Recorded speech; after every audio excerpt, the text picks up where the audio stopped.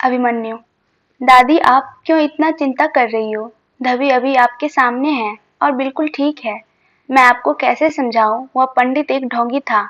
वह बस आपसे पैसा ऐंठना चाहता था। अगर मैं नहीं होता तो वह इसमें आराम से सफल भी हो जाता। अभिमन्यु अपनी दादी की हेल्थ को लेकर काफी परेशान था। पंडित के जाने के बाद भी उसकी दादी वही सोफे पर बैठे हुए धवी के बारे में सोचते हुए चिंता में दिख रही थी।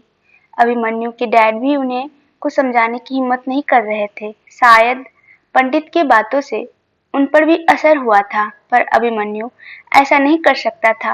वह अपनी दादी को समझाने के लिए बोलता है, पर अभिमन्यु के इतना बोलने पर भी उसकी दादी पर कोई फर्क नहीं पड़ता। वह अपनी ही सोच में डूबी हुई थी। यह देख एक सेकंड के लिए अभिमन्यु का तो मन हो रहा था कि वह जाकर उस पंडित को कूट डाले। उसकी वजह से उसकी घर की शांति भंग हुई है।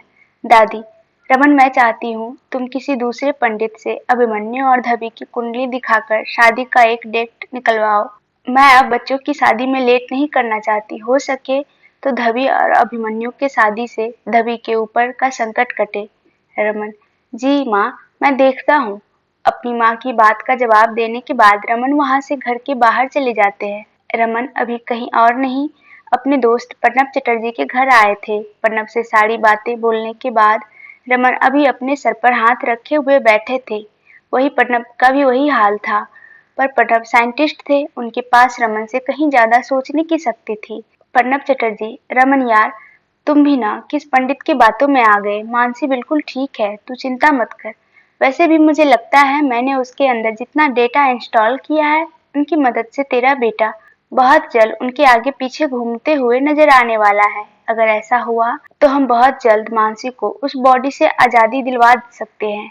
रमन यार, पर उस बाबा की बातें मुझे ज्यादा गलत नहीं लग रहा। उस बाबा ने बोला था कि मेरे बेटे ने किसी जीवित के शरीर से उनके प्राण निकाले, जो कि कहीं न कहीं सच है। पर इसमें मेरे बेटे की क्या गलती? यह सब मेरी मर्जी थी। तेरा बात सच निकले बस। लड़की ठीक हो। प्रणब चटर्जी, सब ठीक होगा, तू ज्यादा टेंशन ना लेते हुए शादी की तैयारी कर। रमन जी ने जो कुछ भी प्रणब चटर्जी से बोला था, उसे सुनकर प्रणब चटर्जी को भी काफी शौक लगा था। उस बाबा की कही गई बातें कहीं न कहीं सही था, पर प्रणब चाहते थे कि रमन जी इसके बारे में ज्यादा ना सोचे, इसलिए उन्होंने उन्हें दिलासा दिलाने के लिए सब कहा था।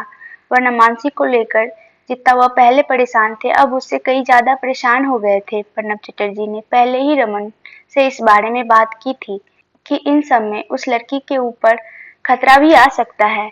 ऊपर से उन्होंने मानसी को भी सब कुछ डिटेल में समझाया था, जिसके बाद मानसी ने इस कॉन्ट्रैक्ट को साइन कर खुद को एक रोबोट में बदलने की प्रतिक्रिया को अनुमति दी थी। पर आज उस बाबा की बात सुनने के बाद सभी की सांसें अटक गई थी। अभिमन्यु अभी अपने बिस्तर पर बैठे हुए लैपटॉप पर कुछ काम कर रहा था। क्योंकि आज का पूरा दिन उसे घर पर ही गुजारना पड़ा था, इसलिए अभिमन्यु ने अपना काम घर पर ही करना स्टार्ट कर दिया था। अभी अभिमन्यु ने अपने काम में लगे हुए लैपटॉप पर कुछ टाइप कर रहा था कि तभी कंधे पर किसी की हाथ आती है। अभिमन्यु चौंकते हुए पीछे देखता है तो पीछे धवी थी। धवी को ऐसे अपने पीछे देख अभिमन्यु रिलैक्स हो जाता है। अभिमन्यु, तुम यह क्या करने की कोशिश कर रही हो? धवी, अभी मैं तो आपकी मसाज दे रही हूँ। अभिमन्यु, मुझे नहीं चाहिए धवी, पर मुझे तो देना है हवि। अभिमन्यु धवी को खुद से दूर हटने के लिए बोल रहा था, पर धवी अभिमन्यु से दूर न हटकर अभिमन्यु के कंधे की मसाज करने में लगी थी। यह देख अभिमन्यु को काफी गुस्सा आता है। अभिमन्यु, मैंने कहा ना, मुझे इसकी जरूरत नहीं, मुझसे दूर हटो और यह बार बार मुझे हवि करना बंद करो। अभिमन्यु का इतना बोलते ही धवी चिल्लाते हुए रोने लगती है। धवी की आवाज काफी तेज थी, वह अभिमन्यु के रूम से भी बाहर सुनाई दे रही थी। यह देख अभिमन्यु चौंक जाता है और सोचता है क्या कोई रोबोट ऐसे फुल नाटक क्यों कर सकता है। और दूसरी बात, अभी धवी की आंखों से आंसू भी नहीं निकल रहे थे। अभिमन्यु, देखो, तुम ऐसे बच्चों की तरह मेरे सामने बिहेव करके मुझे इरिटेट करना बंद करो। वैसे भी तुम्हारे आंखों से अब तक एक आंसू का कतरा भी नहीं गिरा है। तुम्हारे अंदर फीलिंग्स नहीं है, तुम्हें यह बात पता है कि नहीं? अभिमन्यु का इतना बोलते ही तुरंत से धवी वही टेबल पर रखे मग में से पानी निकाल कर अपने दोनों आंखों में डाल लेती है। यह सब देख अभिमन्यु काफी हैरान था। अब धवी की आंखों को देखकर ऐसा लग रहा था जैसे सच में वह बहुत रोई है। उसके पूरे चेहरे पर पानी आंसू की तरह गिरा हुआ था। यह सब देख अभिमन्यु अपना सर पकड़ लेता है। धवी अब खुश है हवि? अभिमन्यु क्या मतलब? और यह तुम मुझे बार बार हवि बुलाना बंद करो। अभिमन्यु को धवी का ऐसे ड्रामा देखकर काफी गुस्सा आ रहा था। उसका ध्यान अब अपने काम पर नहीं था, क्योंकि धवी अभी उसके सामने फर्श पर बैठे हुए अभी भी रोए जा रही थी। अभिमन्यु धवी को ऐसे रोते देख उसके पीछे जाकर स्विच ऑफ करने की सोचता है कि तभी उसके कमरे में दादी चली आती है। धवी को ऐसे नीचे बैठे रोते देख दादी तुरंत से धवी को अपने गले से लगा लेती है। अभिमन्यु की दादी धवी को ऐसे देख काफी परेशान लग रही थी। दादी क्या हुआ बेटा, तुम ऐसे क्यों रो रही हो? क्या अभिमन्यु ने तुझसे कुछ कहा? धवी दादी यह मुझे अपनी मसाज नहीं करने दे रहे हैं, ऊपर से इन्होंने मुझे हवि बोलने से भी मना कर दिया है। मुझे लगता है इनका अफेयर चल रहा है कहीं। दादी क्या अफेयर? धवी की ऐसे बातें सुन अभिमन्यु चौंक जाता है। नीचे बैठी रो रही यह रोबोट अभी एक सच में एक टिपिकल इंडियन वाइफ की तरह बिहेव कर रही थी। क्या प्रोफेसर ने उसे कोई बदला निकाला है? यह रोबोट ऐसे क्यों बिहेव कर रही है? अभी अभिमन्यु को धवी किसी लड़की से कहीं ज्यादा खतरनाक लग रही थी। धवी की बातें सुनने के बाद दादी गुस्से में अभिमन्यु की ओर देखती है, जो अभी धवी की ओर ही देख रहा था। अभिमन्यु धवी के इस बिहेवियर से काफी हैरान था। दादी अभिमन्यु तुम धवी से ऐसे बदतमीजी कैसे कर सकते हो? वो तुम्हारी होने वाली पत्नी है, उसका तुम पर पूरा हक है। अभी तुम्हारी शादी ठीक से हुई भी नहीं कि तुम अभी से इसे परेशान करने लगे। मुझे लगता है तुम चाहते नहीं हो शादी करना। तुम यह सब जानबूझकर कर रहे हो ताकि तुम्हारी हरकतों की वजह से धवी भी तुम्हें छोड़कर चली जाए और तुम्हें एक और बहाना मिल जाए। अभिमन्यु नहीं दादी, मैंने ऐसा कुछ भी नहीं किया। मैं तो बस अपने दादी चुप हो जाओ, मैंने तुम्हारी बहुत गलती बर्दाश्त कर ली। अब अगर तुम्हारे वजह से इस बच्ची की आंखों में आंसू के एक बूंद भी आया तो तुम देख लेना, मुझसे बुरा और कोई नहीं होगा। धवी नहीं दादी प्लीज, अब आप हवि को ऐसे मत डांटिए, यह सब मेरी ही गलती है, मैंने ही उन्हें काम में डिस्टर्ब किया। दादी देख कितना प्यार करती है तुझसे, यह तेरी इतनी गलतियों के बाद भी तुझे बचाने की कोशिश कर रही है। अपनी दादी और उस रोबोट के बीच ऐसे कन्वर्सेशन सुनने के बाद अभिमन्यु का तो मन हो रहा था कि वह अभी अपने सर फोड़ ले। वो रोबोट बिल्कुल भी अभी एक सताई हुई पत्नी लग रही थी, जिसके पति ने ना जाने उसे कितना हैरेस कर दिया हो। ऊपर से इतना ड्रामा करने के बाद भी वह रोबोट उसे बचाने का ड्रामा कर रही थी ताकि वह महान दिखे। यह सब देखकर अभिमन्यु को पूरी तरह से विश्वास हो गया था कि प्रोफेसर ने इस रोबोट के अंदर एक टीवी सीरियल वाली बहू का डाटा डाल दिया है। दादी अभिमन्यु को डांटने के बाद धवी को अपने कमरे में लेकर चली जाती है। अभी अभिमन्यु अपने कमरे में ही बैठे हुआ था। उसका ध्यान बिल्कुल भी काम करने में नहीं लग रहा था। उसकी आंखों के सामने बार बार आज घर में धवी की वजह से क्या क्या हुआ यह सब घूमता जा रहा था। अभी कुछ देर पहले किए गए धवी के नाटक के बारे में सोच अभिमन्यु का गुस्सा बढ़ जाता है। अभिमन्यु तुरंत से अपना फोन उठाता है प्रोफेसर को कॉल लगाने के लिए। अभिमन्यु अंकल, मैंने आपको अपनी दादी के लिए बहू वाली खासियत की रोबोट बनाने के लिए बोला था, पर आपने तो एक टीवी सीरियल ड्रामे वाली पत्नी बना दिया है जो हर टाइम ड्रामा करती रहती है। आज उसकी वजह से पूरा दिन मेरे घर में शांति नहीं रहा। प्रणब चटर्जी अरे बेटा, तुम शायद भूल रहे हो, तुमने मुझसे एक सर्वगुण संपन्न वाली बहू की बात की थी। अब सर्वगुण संपन्न एक बहू ही नहीं होती, उसके अंदर एक बहू के साथ साथ पत्नी, बहन, चाची, दादी और सारे वाले गुण हैं। इसलिए मैंने वही बनाया जो तुमने मुझसे बोला था। पहले तो अभिमन्यु की ऐसी बातें सुनकर प्रणब जी हंसना चाहते थे। आखिर वही हुआ जो उन्होंने सोचा था। प्रणब चटर्जी ने जानबूझकर अपने बनाए इस रोबोट के अंदर एक टिपिकल वाइफ के सारे गुण खास करके भरे थे। ऐसे वाइफ जो अपने पति की सेवा करने के लिए हरदम तैयार रहे, वह उसकी खुशी के लिए कुछ भी करे। उसी का वह छोटा सा डेमो था जो आज धवी ने दिखाया था। हालांकि प्रणब जी को इस बात का अंदाजा नहीं था कि धवी अपने काम पर आज से ही लग जाएंगी, इसलिए पहले वह थोड़ा चौंके थे, पर बाद में उन्होंने अभिमन्यु को सब कुछ समझा दिया। प्रणब चटर्जी बेटा क्या हुआ, तुम उस रोबोट से खुश नहीं हो तो क्या मैं उसे वापस? अभिमन्यु नहीं अंकल, उसकी कोई जरूरत नहीं, मैं मैनेज कर लूंगा। अभिमन्यु कैसे भी करके अभी धवी को वापस से प्रणब चटर्जी के पास नहीं भेज सकता। उसे अपनी दादी से और डांट खाने की जरूरत नहीं, इसलिए अभिमन्यु ने डिसाइड किया था कि वह धवी के साथ एडजस्ट करने की कोशिश करेगा। आखिर अंत में कितना भी वह कुछ भी करे, पर है तो वह एक रोबोट ही ना। उसके बंद करने का स्विच उसके हाथ में कभी भी रहेगा। इसलिए प्रणब चटर्जी के बोलने से पहले ही अभिमन्यु ने अपनी बात बोल फोन रख देता है। अभी अभिमन्यु अपने रूम में ही बैठा हुआ था कि तभी वहां धवी आती है। धवी को ऐसे वापस से अपने सामने देख अभिमन्यु का गुस्सा बढ़ जाता है। उस रोबोट की वजह से आज अभिमन्यु अपने काम पर सही से कंसंट्रेट नहीं कर पाया था। वही धवी चुपचाप से आती है और अभिमन्यु के हाथ पकड़ उसे बिस्तर से उतारने लगती है। अभिमन्यु, तुम क्या करने की कोशिश कर रही हो? धवी, अभी मैंने डिनर बनाया है, हम सब डिनर करने जा रहे हैं, तो आप भी चलिए। अभी अभिमन्यु को उस रोबोट पर काफी गुस्सा आ रहा था, क्योंकि वो रोबोट अब उसके साथ जबरदस्ती करने लगी थी। आज से पहले हमेशा से अभिमन्यु ने अपना नाश्ता, डिनर सब कुछ अपने रूम में ही क्या करता था, और आज अचानक से यह रोबोट उससे नीचे जाने की जबरदस्ती कर रही थी। यह देख अभिमन्यु को काफी गुस्सा आता है।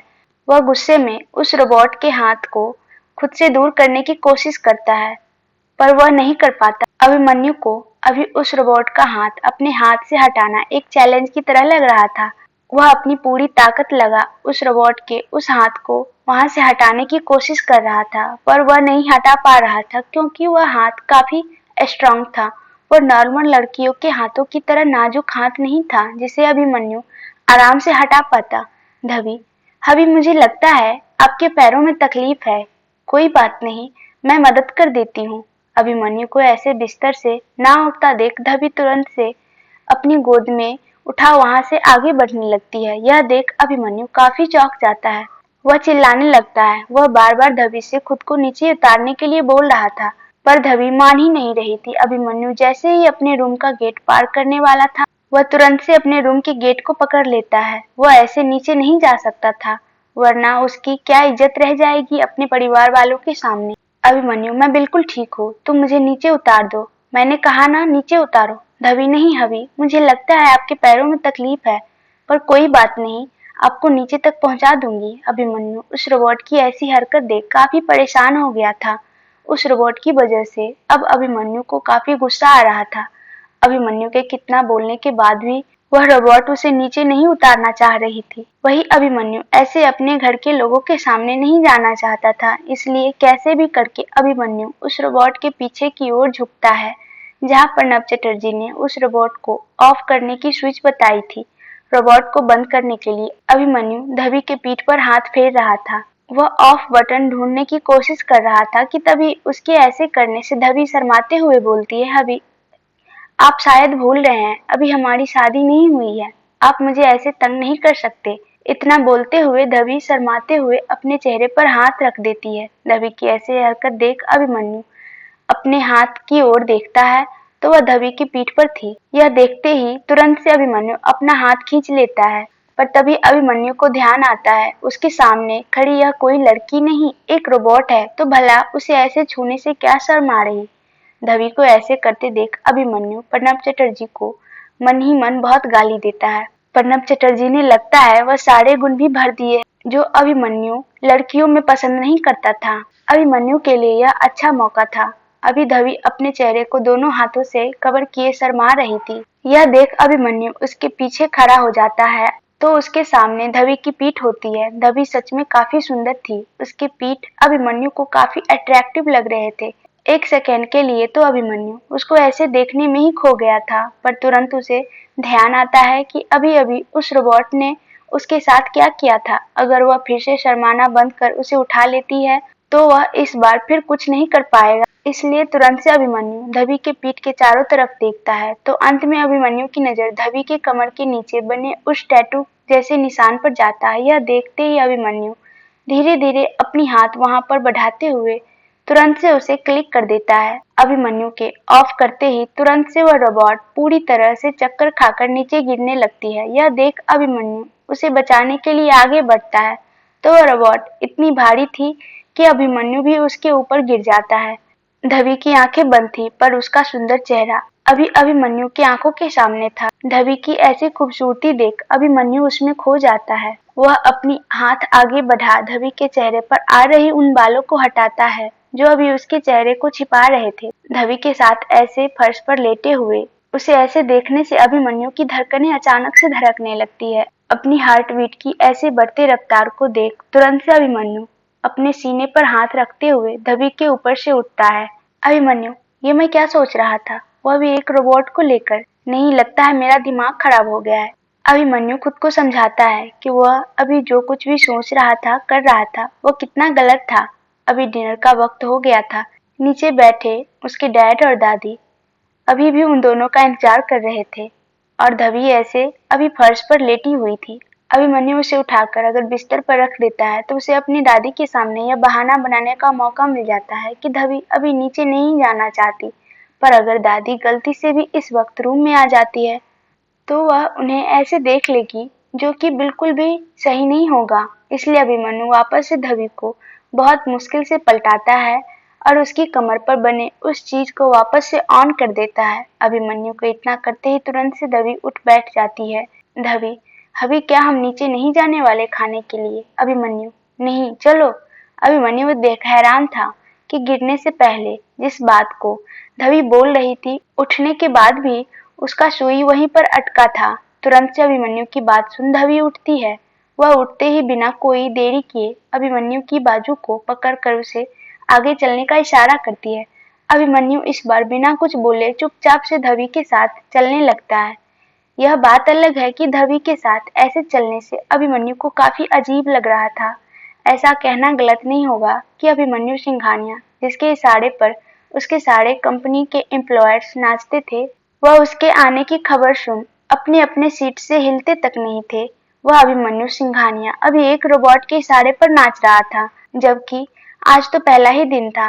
लिविंग रूम के डाइनिंग टेबल पर बैठे अभिमन्यु के डैडी और दादी इस तरह उन दोनों को आते देख चौंक जाते हैं। आज से पहले अभिमन्यु कभी भी अपने परिवार के साथ ऐसे नाश्ता, डिनर या लंच किसी भी वक्त साथ खाने के लिए नहीं आया था। वह हमेशा से अपने कमरे में ही खाता था, इसलिए ऐसे अभिमन्यु को आते देख उन दोनों की आंखें फटी की फटी रह जाती है। वही दादी अभिमन्यु और धवी को ऐसे आते देख उनकी बलाई लेती है। वह काफी खुश थी अपने पोते के लिए। रमन जी, जिनको सब कुछ पता था, फिर भी ऐसे अभिमन्यु और धवी को एक साथ देखने पर उनकी आंखों में चमक आ जाता है। बिना देरी किए अभिमन्यु चुपचाप से आकर चेयर पर बैठता है, क्योंकि उसके लिए यह सब काफी अजीब था। तुरंत से धवी पहले दादी, फिर रमन जी, उसके बाद अभिमन्यु को खाना परोसती है। धवी ने खुद के लिए खाना नहीं लगाया था। यह देख दादी उसे पूछती है, बेटा तुमने खुद का थाली क्यों नहीं लगाया? दादी की इस बात पर धवी बोलती है, दादी, वह मैंने पहली बार आप लोगों के लिए खाना बनाया है, तो जब तक आप नहीं खा लेते मैं कैसे खा सकती हूँ? वैसे भी मैं अपनी हवी की थाली में ही खाऊंगी। अभिमन्यु अभी अपने मुंह से खाने का पहला निवाला रखा ही था कि तभी धवी की यह बात सुन उसको खांसी आ जाती है। यह देख तुरंत से धवी उसके पीछे जा उसके सिर को सहलाने लगती है। उन दोनों के बीच की ऐसे प्यार को देख दादी की आंखों से आंसू आ जाता है। वही अभिमन्यु यह सब देख काफी इरिटेट हो रहा था। प्रणब चटर्जी ने लगता है सच में उससे कोई बदला लिया है। अभिमन्यु खुद में यह सोचते हुए यहाँ से जाने के बाद जल्द से जल्द प्रणब चटर्जी से इस बारे में बात करके उसका सॉल्यूशन निकालने का सोचता है। अभिमन्यु वहां पर काफी अनकंफर्टेबल फील कर रहा था, इसलिए जल्दी जल्दी खाना खाने के बाद वह अपने कमरे में जाकर तुरंत से प्रणब चटर्जी के पास फोन लगा देता है। फोन लगाते ही अभिमन्यु बिना देरी किए प्रणब चटर्जी से अपनी सारी शिकायतें बोल देता है। अभिमन्यु की ऐसी शिकायतें सुन प्रणब चटर्जी को काफी हंसी आता है, पर वह खुद की हंसी को कंट्रोल करते हुए अभिमन्यु को समझाने की कोशिश करते हैं। प्रणब चटर्जी, बेटा तुमने ही तो कहा था तुम्हें अपनी दादी के लिए एक सर्वगुण संपन्न बहू चाहिए। एक सर्वगुण संपन्न बहू के अंदर अपनी पति के लिए आदर, सम्मान और उससे प्यार करने का गुण भी होता है। क्या तुम्हें इस बारे में नहीं पता? प्रणब चटर्जी की यह बात सुनने के बाद अभिमन्यु अपने सिर पर हाथ रख लेता है। इससे अच्छा तो वह अपनी वाइफ किसी लड़की को बनाकर ले आता। पैसे देकर कम से कम वह लड़की उसके साथ ऐसा कुछ तो नहीं करती। उसकी एक बार मना करने के बाद अभिमन्यु खुद को बुरी तरह से फंसा हुआ महसूस कर रहा था। प्रणब चटर्जी से बात करने के बाद अभिमन्यु को बार बार उसे एक ही जवाब मिलता था कि तुम्हें अगर वो रोबोट पसंद नहीं तो तुम उसे वापस कर दो। पर अभिमन्यु ऐसा नहीं कर सकता था। उसने यह बात नोटिस किया था कि उसकी दादी कुछ ही घंटों में उस रोबोट से काफी क्लोज हो गई और वह रोबोट भी उसकी दादी की बहुत देखभाल कर रही है। प्रणब चटर्जी की बात करने के बाद भी अभिमन्यु को कोई सॉल्यूशन नहीं मिला। उसे निराशा ही हासिल होता है। वह कुछ ना बोले बिना चुपचाप से अपना फोन रख देता है। इस कहानी के आगे का भाग सुनना है तो कमेंट्स में जरूर बताइएगा। और अगर आप लोग को ये वीडियो अच्छी लगती है तो चैनल को सब्सक्राइब करना एंड वीडियो को लाइक करना ना भूलिएगा।